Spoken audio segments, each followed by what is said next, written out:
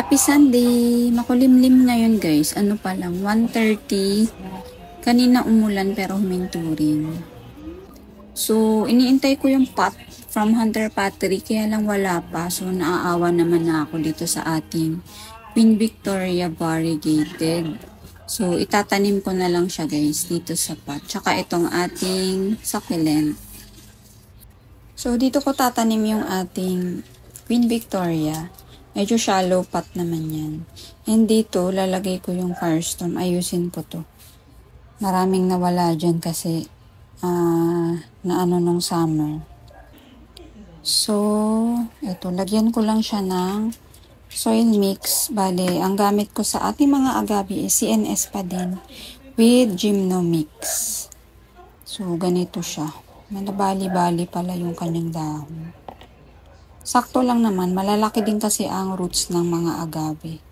And mabilis sila mag-root bound. Sakto lang tong pot na to sa kanya. Ayan, lalagyan ko muna to ng soil mix.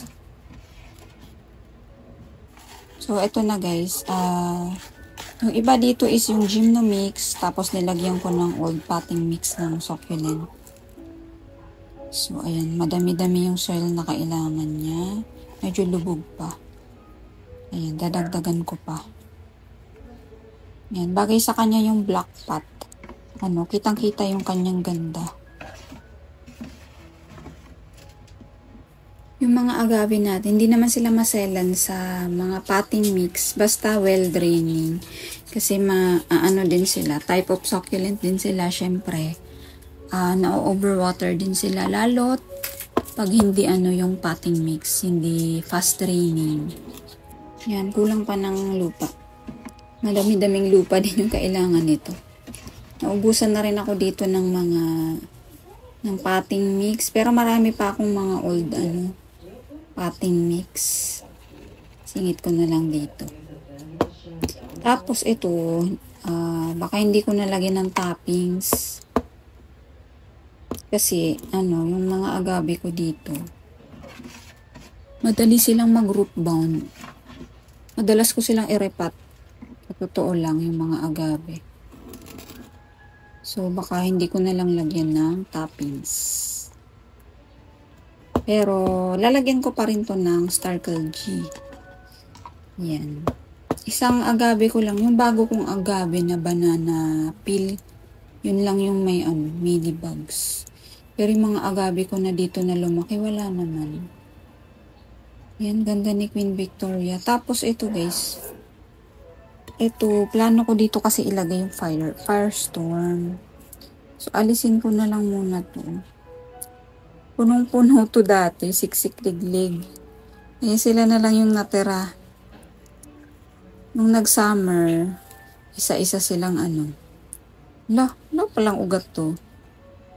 Pinropagate ko to na aloe. Tagal niya na dito. Meron ayun. Ayan, maliit. So, hindi naman to mamamatay. Daming dry leaves. Teka, alisin ko lang muna to. Ito rin yung ating anong pangalan nito? Si Peach Frost. Naubos yung dahon. Ayan. Nililipat ko na lang sila ng pot na mas maliit kasi konti na lang sila. Ayan, dito ko lalagay yung ating firestorm na freebie ni Ma'am Tiny. Parang naisip ko kasi cute siya dito. Ayan. Ayan, dito na lang siya. Bagay siya dito.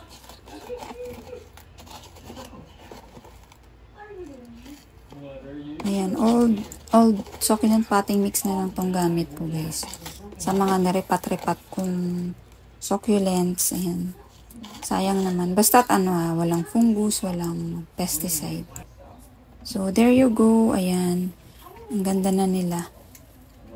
Ang ganda pag pag naipat talaga yung succulents. Gumaganda talaga sila lalo. And ang bait pa nito. So, next week ko na lang sila ilalabas. Total, hindi na harsh yung init. Madalas na ngang umulan eh. Kaya lang nakakatakot yung ulan tas aaraw. Yun ang nakakasama din sa succulents natin. Lalo nakaka-fungus sila pag ganun. So, itatabi ko muna sila dito. Tapos, dito ko na lang ilalagay itong ating, yung inalis ko doon. Teka. Ito oh. Ano nang itsura nila? Tignan nyo naman, ang haba niya. Teka, bawasan ko nga lupa nito. Napakahaba ni Peach Frost, tas konti na ng ano niya, dahon niya. Ito, bawasan ko to ng lupa. Halo-halo to guys, may mga leaf pro pa. Kasi nga, punong-puno yung pot na to dati. Tapos, nung nag-summer, ayun, sa isang nagwawalaan. Naubos sila. Haba ni Peach Frost, gupitin ko kaya. Hindi sa bare months ko na yun gugupitin. So, dito na lang muna sila. Sa maliit na pot. Tapos ito, mabubuhay naman to. May ugat na pala siya. Pero sa totoo lang guys, ang tagal na nito talaga.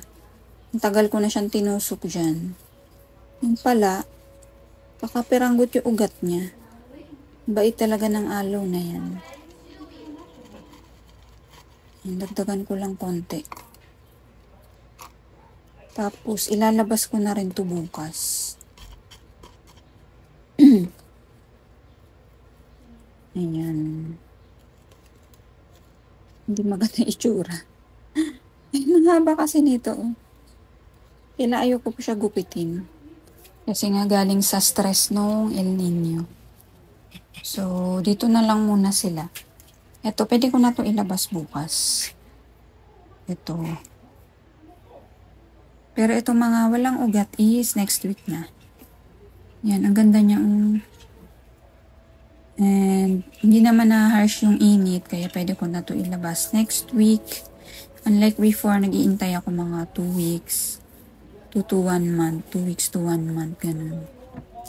Ayan, kalat na naman. Ayusin ko lang. So, mamaya lilinisan ko na yan. And, kahapon, nag-repat din ako ng ibang gymno. Ito guys, oh. Yung gymno ko na monstrous. Ayan, ang cute.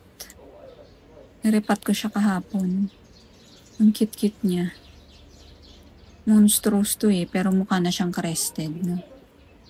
Galing to guys sa ganitong pot. So, ayan, naitanim ko dyan yung agave. Ayan. Super cute niya. Tapos, nag-spray din ako kahapon ng fungicide. Kasi nga, ito kawawa. Oh. Pati yung new leaf niya guys, nangingitim na. So, siguro naapektuhan sila sa init tapos ulan. Init-ulan. Ito din, nagda-drop pa rin siya ng leaves. Ayan, no. Polycur lang yung gamit ko sa fungicide. Ayan. And, nag-toppings na rin ako. Hindi ko kasi natapos yung paglalagay ko ng toppings ng isang araw. So, ayan, nagawa ko na rin kahapon. Ayan. Ito guys, oh, lahat sila may toppings na. Ayan, ang ganda na nila tingnan, di ba? Ayan, ang linis tingnan pag ano, pag may toppings. Ayan, pretty. So, ayan ang ating Sunday, makulimlim. So, ayan guys, tingnan nyo to. Nagpo-purple na siya. Ano to eh, clump tea lines. Ang ganda. So, ayan lang guys. Happy Sunday and Monday na naman tomorrow. Stay safe and healthy. Bye!